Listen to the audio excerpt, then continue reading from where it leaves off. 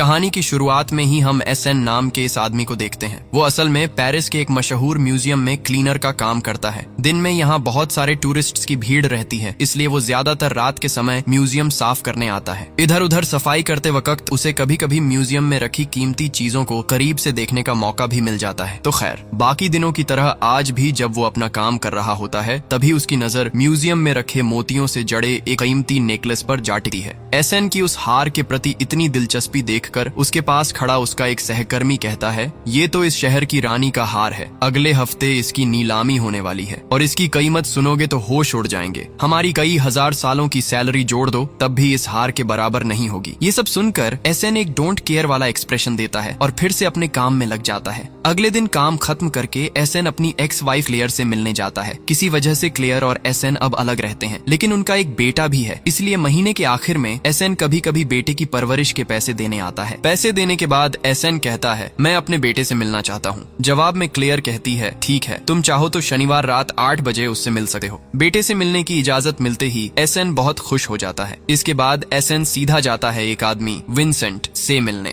असल में एसएन ने विंसेंट से काफी पैसे उधार लिए थे, लेकिन वक्त बीत जाने के बाद भी वो पैसे वापस नहीं दे पाया, इसलिए एसएन को देखते ही विंसेंट उसे पीटना शुरू कर देता है। तभी एसएन किसी तरह खुद को संभालता है और विंसेंट को एक प्रपोजल देता है। वह बताता है कि उसके पास एक जबरदस्त आइडिया है जिससे वो दोनों करोड़ों कमा सकते हैं। ये सुनकर विंसेंट और उसके आदमी थोड़े शांत हो जाते हैं। तब सीन शिफ्ट होकर एसएन को दिखाया जाता है। ये जो स्पीकर था असल में वही यहाँ छोड़ कर गया था और इसी स्पीकर के जरिए वो गैब्रियल और मिस्टर पेलिग्रीनी की फोन बातचीत सुन लेता है और उसे रिकॉर्ड भी कर लेता है। उन्हें पूरा प्लान समझाकर बताता है। वह कहता है कि जिस म्यूजियम में मैं काम करता हूँ वहाँ रानी मारिया का एक बेहद कीमती हार रखा है और आने वाले शुक्रवार को उसकी नीलामी होने वाली है। अब हम उसी हार को चुराएंगे। इसके बाद एसएन उन्हें पूरा प्लान प्रैक्टिकली समझाता है। वह कहता है कि पूरे म्यूजियम में सीसीटीवी कैमरे लगे हैं, लेकिन हमारे जैसे क्लीनरों के लॉकर रूम में कोई कैमरा नहीं है और हमारी एंट्री एग्जिट का रास्ता भी बाकियों से अलग होता है। इसके अलावा ऊंची पोस्ट के लोग अभी भी क्लीनरों पर ध्यान नहीं देते और हम इसी मौके का फायदा उठाएंगे। विंसेंट, केविन और रूडी ये तीनों क्लीनर की यूनिफॉर्म पहनकर बिना शक म्यूजियम के अंदर चले जाएंगे। अंदर जाते ही विंसेंट और केविन वहाँ मौजूद असली गार्ड्स को चुपचाप हटाकर उनकी यूनिफॉर्म पहनकर गार्ड बनकर खड़े रहेंगे और रूडी सीधे कंट्रोल रूम में जाएगा। वहां जाकर वो ऑपरेटर को काबू में करेगा और सारे सीसीटीवी कैमरे बंद कर देगा, लेकिन कैमरे बंद होते ही अलार्म अपने आप एक्टिवेट हो जाएगा और वहां से पुलिस को पहुंचने में सिर्फ 7 मिनट लगेंगे। तो इन 7 मिनटों में पूरा काम निपटाकर बाहर निकलना होगा। बाहर पहले से ही एक कार रेडी रखी जाएगी ताकि हार हाथ में लेते ही सब लोग बैठकर तुरंत गायब हो जाएं। प्लान सेट होते ही सब लोग अगले शुक्रवार यानी नीलामी के दिन चोरी का काम करने निकल पड़ते हैं। म्यूजियम में उस दिन भव्य तैयारी होती है। देश विदेश के नामी गिरामी अमीर लोग रानी के हार की नीलामी में हिस्सा लेने आते हैं। उधर एसएन भी अंदर घुस आता है, एक नकली आईडी मिस्टर पॉल के नाम से कस्टमर बनकर। दूसरी तरफ विंसेंट, केविन और रूडी क्लीनर की ड्रेस पहनकर बिना आवाज किए अंदर दाखिल हो जाते हैं। किसी को उन पर जरा भी शक नहीं होता। प्लान के मुताबिक विंसेंट और केविन 2 गार्ड्स को चुपचाप हटाकर उनकी जगह गार्ड बनकर खड़े रहते हैं। रूडी कंट्रोल रूम में पहुंचकर ऑपरेटर को हटाता है, सारे कैमरे बंद करता है और एसएन को ग्रीन सिग्नल भेज देता है। उधर नीलामी में हार की बोली $42 मिलियन तक पहुंच चुकी थी और ये बोली एसएन खुद ही लगा रहा था, लेकिन उसके पास बिल्कुल भी टाइम नहीं था, इसलिए वह अचानक 60 मिलियन की बोली लगाकर सबको चौंका देता है ताकि कोई और बोली लगाने की हिम्मत ही न करे। एसएन जब हार की कीमत लगभग दोगुनी बोल रहा होता है तब भी किसी को उस पर शक नहीं होता, क्योंकि उसके फेक प्रोफाइल में कुल संपत्ति की रकम $576 मिलियन दर्ज थी। इसी बीच 2 मिनट का समय निकल चुका था। रूडी बिना देरी किए जल्दी से बाहर रखी कार में बैठ जाता है और एसएन नीलामी ऑफिसर से हार प्राप्त करने के बाद सीधे वोल्ट रूम में चला जाता है। वहाँ गार्ड का छद्मवेश पहले से ही विंसेंट और केविन ने संभाल रखा था। नीलामी ऑफिसर कहता है, पूरा पेमेंट करने के बाद ही आप हार हाथ में ले पाएंगे। एसएन जवाब देता है, पेमेंट करने से पहले मैं हार को हाथ में लेकर देखना चाहता हूँ, आखिर इस हार के पीछे तो करोड़ों डॉलर खर्च हो रहे हैं। नीलामी ऑफिसर वोल्ट का लॉक खोल देता है और एसएन को हार हाथ में लेने देता है। जैसे ही एसएन हार हाथ में लेता है, गार्ड के छद्मवेश में मौजूद विंसेंट और केविन अचानक उन पर झपट पड़ते हैं। वे दोनों एसएन और वहाँ मौजूद बाकी 2 लोगों को बंधक बनाकर हार ले जाकर सीधे भाग जाते हैं। असल में विंसेंट ने प्लान किया था कि एसएन को चकमा देकर हार खुद चुरा लेंगे, लेकिन उनकी ये उम्मीद पूरी नहीं होती, क्योंकि तेज गाड़ी चलाते हुए वे एक भयंकर एक्सीडेंट कर बैठते हैं और पुलिस के हाथों पकड़ ली जाते हैं। इसी बीच पुलिस के डिटेक्टिव ब्रांच के कैप्टन सीधे म्यूजियम में आकर एसएन से पूछताछ शुरू कर देते हैं, क्योंकि एसएन ने जिस कंपनी का नाम बताया था वह पहले कभी नहीं सुना था, इसलिए उनमें थोड़ी शक की भावना थी। लेकिन अथॉरिटी एसएन के पक्ष में में बोलती है कि उसने तो हार को बचाने की कोशिश की थी। तभी कैप्टन को फोन आता है और बताया जाता है कि हार चुराने वाले पकड़े जा चुके हैं और हार भी बरामद कर लिया गया है। इसलिए एसएन को शक करने का कोई कारण नहीं बचता और सामान्य जांच के बाद उसे छोड़ दिया जाता है। फिर उस रात देखा जाता है कि एसएन फिर क्लीनर के वेश में म्यूजियम लौट आता है। वह सफाई पूरी करता है और डस्टबिन के कचरे में से असली हार निकालकर मुस्कुराते हुए चला जाता है। असल में पिछली रात जब विंसेंट और केविन उन पर झपट पड़े थे, उसी समय एसएन ने अपने पॉकेट में रखे नकली हार को असली हार के साथ बदल दिया और असली हार को म्यूजियम के डस्टबिन में फेंक दिया ताकि बाद में सफाई के दौरान वह उसे ले जा सके। एकदम परफेक्ट प्लान है ना? लेकिन ये प्लान उसने एक दिन में नहीं बनाया था। असली हार पाने के लिए एसएन पिछले 25 साल से इंतजार कर रहा था और इस पूरे रहस्य के पीछे का कारण जानने के लिए हमें 25 साल पीछे जाना होगा। एसएन के पिता का नाम था बाबाकर। उस समय वह पेलिग्रीनी नाम के एक बेहद अमीर फैमिली के घर में ड्राइवर के रूप में काम करते थे। रानी मारिया का जो कीमती हार लेकर इतनी सारी कहानी चल रही है, वो उस समय पेलिग्रीनी फैमिली की ही प्रॉपर्टी था। बाबाकर बहुत ही ईमानदार और जिम्मेदार इंसान थे। एक दिन घर की मैडम यानी मिसेस पेलिग्रीनी बाबाकर से कहती हैं, हमारी लाइब्रेरी में बहुत सारी किताबें रखी हैं, चाहो तो घर ले जाकर पढ़ सकते हो। अगर तुम्हारा बेटा पढ़ता हो तो उसके लिए भी ले जाना। इस मौके का फायदा उठाकर एसएन के पिता अपने छोटे बेटे के लिए अर्सेन लुपेन नाम की एक किताब लेकर आते हैं। लेकिन कुछ ही दिनों बाद अचानक वह हार गायब हो जाता है और मिस्टर पेलिग्रीनी बिना किसी सबूत के सीधा बाबाकर पर चोरी का आरोप लगा देते हैं और उन्हें जेल भिजवा देते हैं।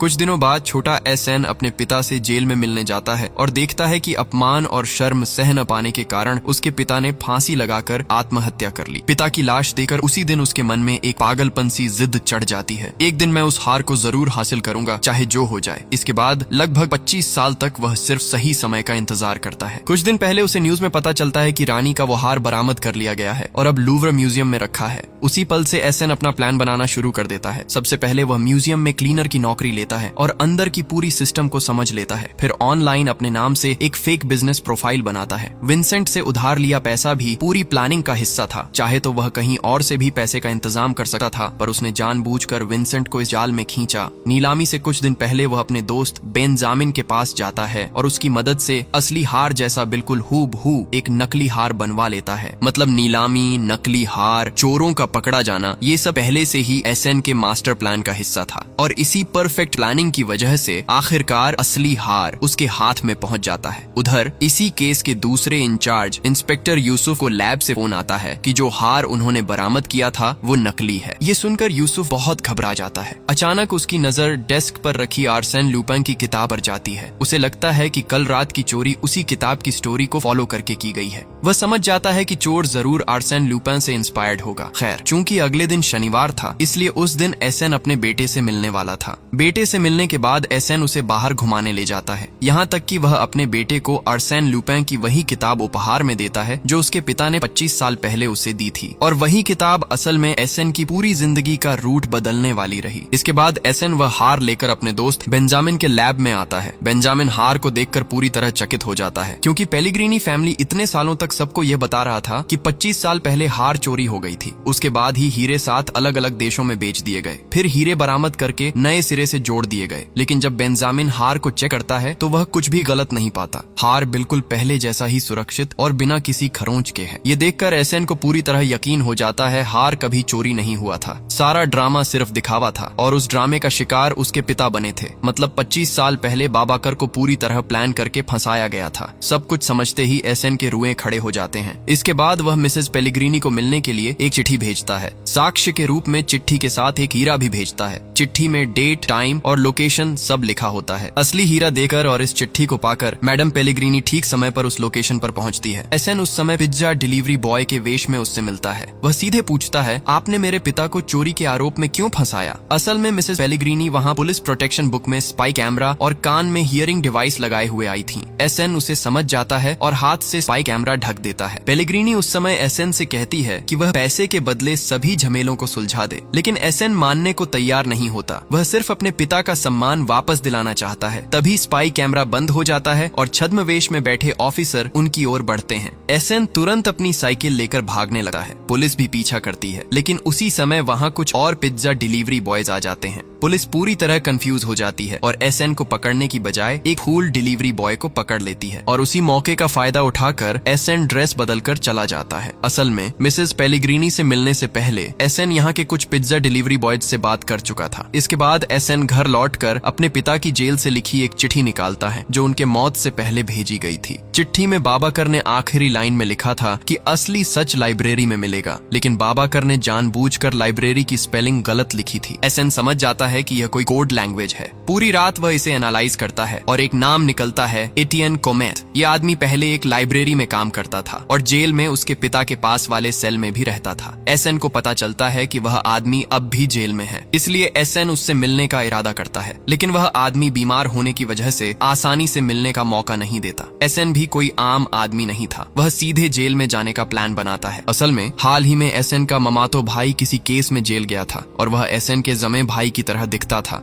एसएन अपने आप को ममातो भाई के रूप में बदलकर जेल में घुस जाता है। जेल में एसएन उस आदमी के बेटे से पता लगाता है कि वह अपने बीमार पिता के कारण जेल के अस्पताल में भर्ती है। तभी एसएन को एक आइडिया आता है। वह जेल के 2 कैदियों से झगड़ा कराकर गड़बड़ी पैदा कर देता है और वे उसे पेट में ब्रश मार देते हैं। इस वजह से एसएन को जेल के अस्पताल में भर्ती कर दिया जाता है और इसी मौके का फायदा उठाकर एसएन एटियन कोमेट से मिलता है और अपनी असली पहचान बताता है। कोमेट बताता है कि एसएन के पिता ने उसके पास एक किताब रखी थी और कहा था अगर कोई मेरे पीछे यहाँ आता है तो उसे ये किताब दे देना और कहना कि सारे जवाब इस किताब में हैं। तब रात ही एसएन कोमेट के बेटे के माध्यम से किसी तरह किताब खोज निकालता है। एसएन का बेटा किताब खोलकर देखता है कि उसके पिता ने कुछ शब्द चाय के द्वारा मार्क किए हुए थे। एसएन उन शब्दों को जोड़कर पढ़ता है और समझ जाता है कि उसके पिता कहना चाहते थे मैं निर्दोष हूँ, मिस पेलिग्रीनी ने मुझे फंसाया। ये जानकर एसएन के अंदर भयंकर क्रोध और गुस्सा पैदा होता है, लेकिन बदला लेने के लिए एसएन को अब जेल से बाहर निकलना होगा। इसके लिए वह एक प्लान बनाता है। वह उस किताब के नायक अर्सेन लुपिन की तकनीक अपनाता है और गले में फांस डाल देता है, जिससे सबको लगता है कि वह मर गया है। तब उसे एम्बुलेंस में डालकर पोस्टमार्टम के लिए ले जाया जाता है और इसी मौके का फायदा उठाकर एसएन जाग जाता है, गाड़ी से उतरकर भाग निकलता है। इसके बाद एसएन सीधे एनी पेलिग्रीनी यानी मिसेस पेलिग्रीनी से मिलता है और उसे इस पूरे मामले के बारे में पूछता है। एनी बताती है कि उसे कहा गया था कि वह एसएन के पिता से एक कन्फेशन पेपर पर साइन करवा ले। तब बाबाकर को कुछ दिन बाद सही समय पर छोड़ दिया जाएगा, इसलिए एनी जेल जाकर बाबाकर से वह पेपर साइन करवा देती है, लेकिन उसे भी नहीं पता था कि उसके और बाबाकर के साथ धोखा किया जाएगा। एनी फिर एसएन को बताती है कि उस समय गाब्रिएले नाम का एक पुलिस ऑफिसर ही बाबाकर के केस की जांच कर रहा था। एनी के अनुसार यही ऑफिसर असल में बाबाकर की मौत के पीछे है। एसएन घर लौटकर गाब्रिएले के बारे में सर्च करता है और पता चलता है कि अब वह प्रमोशन पाकर पुलिस कमिश्नर बन चुका है। तब हम देखते हैं कि कमिश्नर गाब्रिएले अपने परिवार के साथ सुख शांति से समय बिता रहा है, लेकिन एसएन उसे सीसीटीवी कैमरों के माध्यम से निगरानी में रखता है। असल में गाब्रिएले के घर किसी समय एसएन ने सीक्रेट कैमरा लगवा रखा था, जिसकी जानकारी गाब्रिएले को नहीं थी। गाब्रिएले ऑफिस में काम कर रहा होता है, तभी एसएन आईटी टेक्नीशियन का वेश बदलकर उसके पास जाता है और कहता है कि वह आईटी डिपार्टमेंट से कंप्यूटर चेकिंग के लिए आया है। यह सुनकर गाब्रिएले उसे कंप्यूटर लैब की ओर ले जाता है। तभी एसएन उसे अचानक एक खाली कमरे में ले जाकर इंजेक्शन देकर बेहोश कर देता है। साथ ही गाब्रिएले का मोबाइल सिम निकाल कर तोड़ देता है। फिर एसएन उसे एक बड़े बॉक्स में डालकर किडनैप कर लेता है। जब गाब्रिएले होश में आता है तो वह पाता है कि उसे एक कुर्सी पर हाथ पांव बांध कर रखा गया है, लेकिन एसएन सीधे उसके सामने नहीं आता। वह पास के कमरे से एक डिवाइस के माध्यम से अपनी आवाज बदलकर गाब्रिएले से बात करना शुरू कर देता है। फिर हम देखते हैं कि एसएन स्क्रीन पर अपने पिता बाबाकर की कुछ तस्वीरें दिखाकर गाब्रिएले से पूछता है क्या आप उन्हें पहचान सकते हैं। गाब्रिएले बाबाकर को देखकर पहचान लेता है। तभी 25 साल पहले का एक फ्लैशबैक शुरू होता है। फ्लैशबैक में देखा जाता है कि गाब्रिएले बाबाकर को गिरफ्तार करने के बाद मिस्टर पेलिग्रीनी से मिलने जाता है। वहाँ वह मिस्टर पेलिग्रीनी से कहता है बाबाकर का कोई क्रिमिनल बैकग्राउंड नहीं है, मुझे नहीं लगता कि उन्होंने हार चोरी किया है। फिर गाब्रिएले मिस्टर पेलिग्रीनी की ओर शक की नजरें घुमाते हुए कहता है आपने कुछ दिन पहले इस हार का इंश्योरेंस अमाउंट बढ़ाया था, हार चोरी होने से तो आपको ही सबसे ज्यादा फायदा होगा। इसके बाद गाब्रिएले यह पता लगाने के लिए वहाँ से चला जाता है कि सच्चाई क्या है। तब हम वर्तमान में लौटे हैं। एसएन स्क्रीन पर अपने पिता के इन्वेस्टिगेशन, पोस्टमार्टम और कन्फेशन रिपोर्ट्स दिखाता है, जिनमें गैब्रिएल के साइन मौजूद हैं। एसएन सीधे उससे पूछता है आपने मेरे पिता को झूठे केस में क्यों फंसाया? तुम्हें तो जांच में कोई हार नहीं मिली, तो किस आधार पर मेरे पिता को सजा दी गई? और सजा कम करने के नाम पर उनसे चोरी की कन्फेशन क्यों करवाई गई?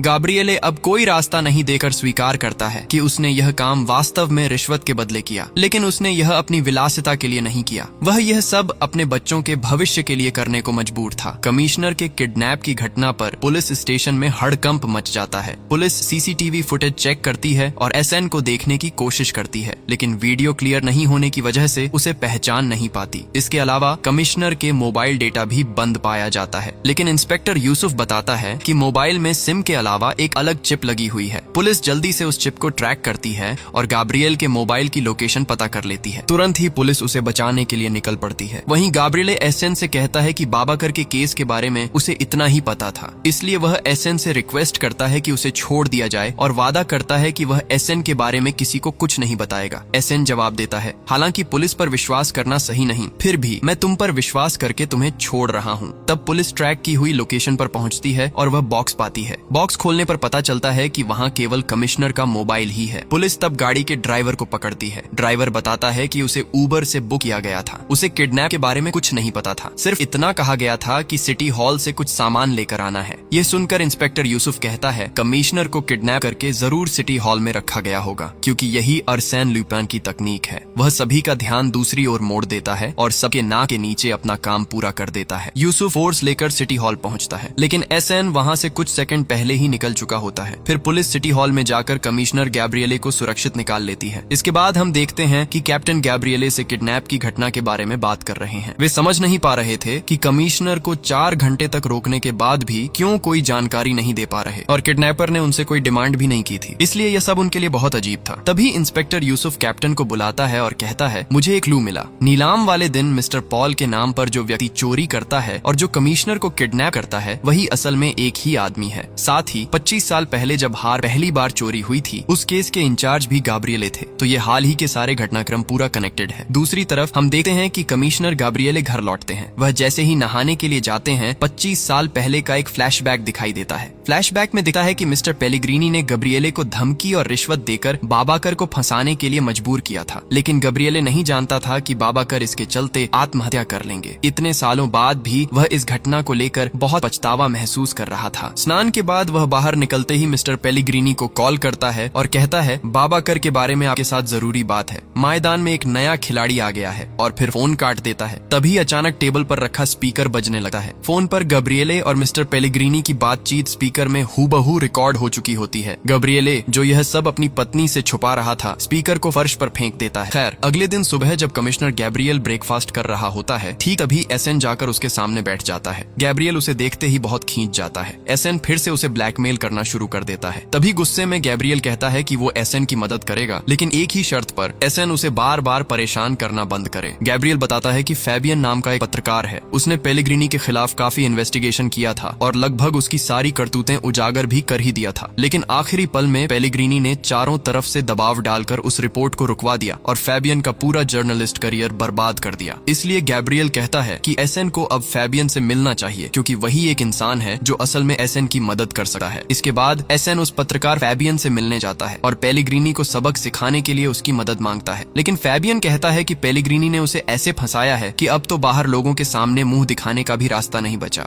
उसकी पूरी जिंदगी अब कोर्ट कचहरी और वकीलों के चक्कर काटते काटते बीत रही है। तभी एसएन कहता है, इस मामले में आपका और मेरा दुश्मन एक ही है। एसएन अपने पिता वाली पूरी घटना भी उससे शेयर करता है। फैबियन कहता है, पेलेग्रीनी ने मेरी जिंदगी की सबसे कीमती चीज छीन ली, मेरा करियर। अब मेरे पास खोने के लिए कुछ बचा ही नहीं। इसी वजह से वह एसएन की मदद करने के लिए तैयार हो जाता है। इसके बाद दिखाया जाता है कि फैबियन एसएन को अपने घर ले जाता है और दोनों मिलकर पेलेग्रीनी से बदला लेने की प्लानिंग शुरू करते हैं। एसएन कहता है, मुझे ऐसा कोई सबूत चाहिए जो पेलेग्रीनी का दिमाग हिला दे। एसएन की बात सुनकर फैबियन कहता है, मेरे पास बिल्कुल ऐसा ही एक सबूत है। उधर पुलिस स्टेशन में दिखाया जाता है कि कमिश्नर के किडनैप वाले दिन की सीसीटीवी फुटेज से पुलिस को जो एसएन की तस्वीर मिली थी, उसी के आधार पर वो लोग सॉफ्टवेयर से उसका स्केच स्केच बनाने की कोशिश कर रहे हैं। सॉफ्टवेयर में एसएन के 4 अलग अलग फेस एनालाइज किए जा रहे हैं। दूसरी तरफ हम देखते हैं कि फेबियन एसएन को ऑब्जेक्शनर पत्रिका के ऑफिस के सामने ले जाता है। ये वही जगह है जहां वह कभी पत्रकार के रूप में काम करता था। फेबियन एसएन को बताता है कि तीसरी मंजिल के सबसे आखिरी कमरे में एक स्टोरेज रूम है। वहाँ एक बॉक्स रखा है जिस पर लिखा है स्पोर्ट्स 1980।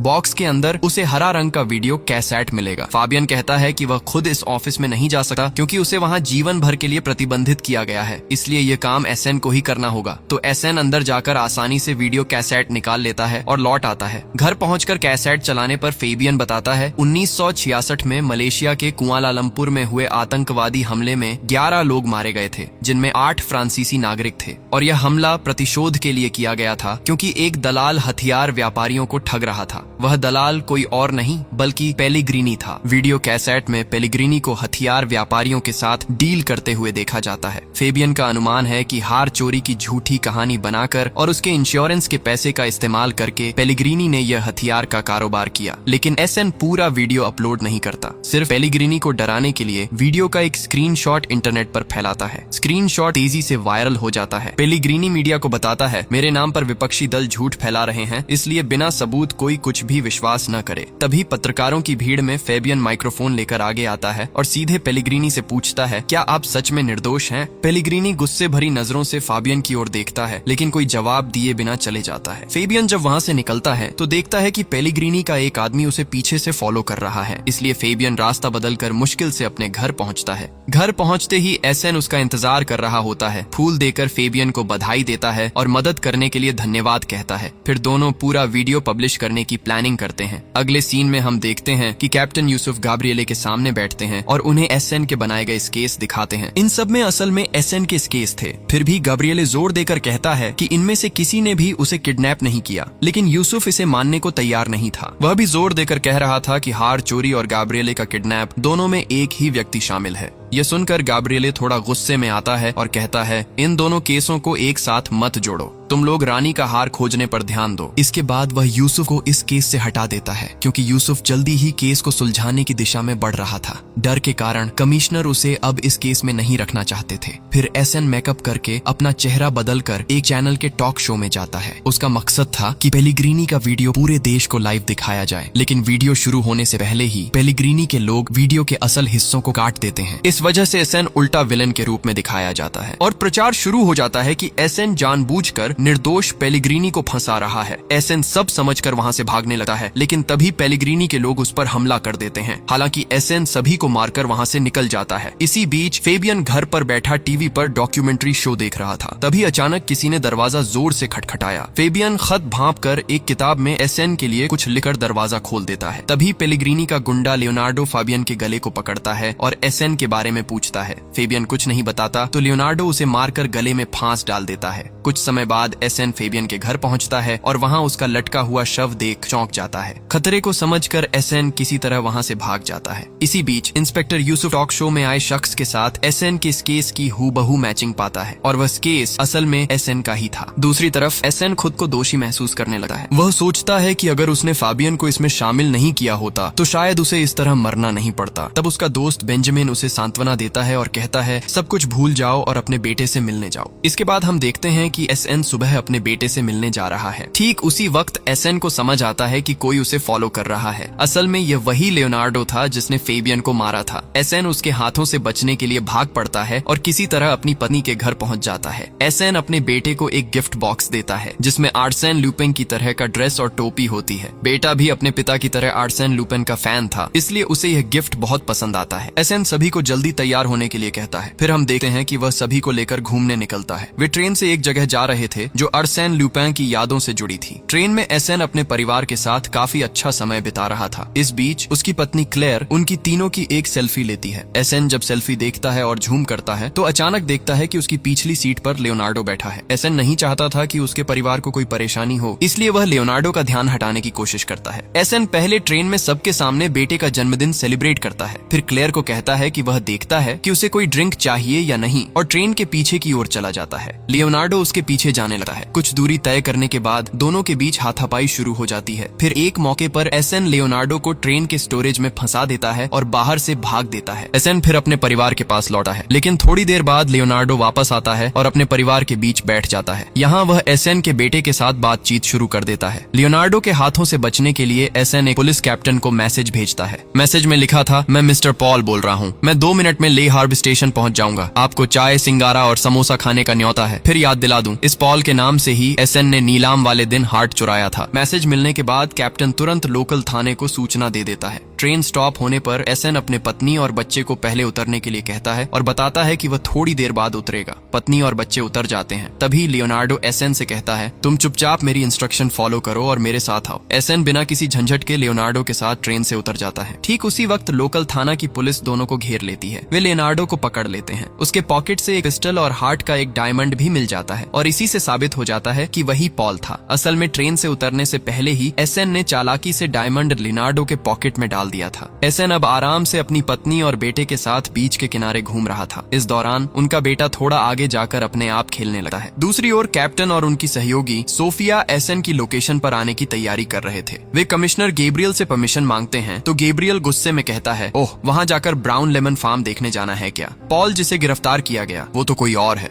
और उसके पास जो पिस्टल मिली है उसका लाइसेंस है। पॉकेट में डायमंड कैसे आया ये उसे खुद नहीं पता, इसलिए लोकल पुलिस ने उसे छोड़ भी दिया। ये सुनकर कैप्टन फिर से हताश हो जाता है और सोचता है वो शैतान मुझे फिर से मूर्ख बना गया। इसी बीच एसएन और क्लेयर आराम से घूम रहे होते हैं। तभी अचानक ध्यान आता है कि कई समय से उनका बेटा दिखाई नहीं दे रहा। वे घबराकर उसे ढूंढने लगते हैं लेकिन कहीं नहीं मिलता और ऐसा होना भी लाजिमी था क्योंकि तब तक लियोनार्डो ने उसे किडनैप कर लिया था। बेटे को ना पाकर जब एसएन निराश होकर खड़ा होता है तभी इंस्पेक्टर यूसुफ पीछे से आता है और उसे लूपिन कहते हुए पुकारता है और इसी टेंशन और एक्साइटमेंट के साथ लूपिन का पहला सीजन यहीं समाप्त होता है। पहले सीजन के अंत में भी कई चीजें अधूरी रह जाती हैं। एसएन अब तक अपने पिता की मौत का बदला नहीं ले पाया। उसका मुख्य दुश्मन पेलेग्रीनी ने उसका बेटा भी किडनैप कर लिया है और इंस्पेक्टर यूसुफ अब उसे पहचान चुका है। इतने सारे खतरों से वह कैसे बाहर निकलेगा, यह जानने के लिए आपको इंतजार करना होगा लूपिन सीजन 2 के एक्सप्लेन के लिए।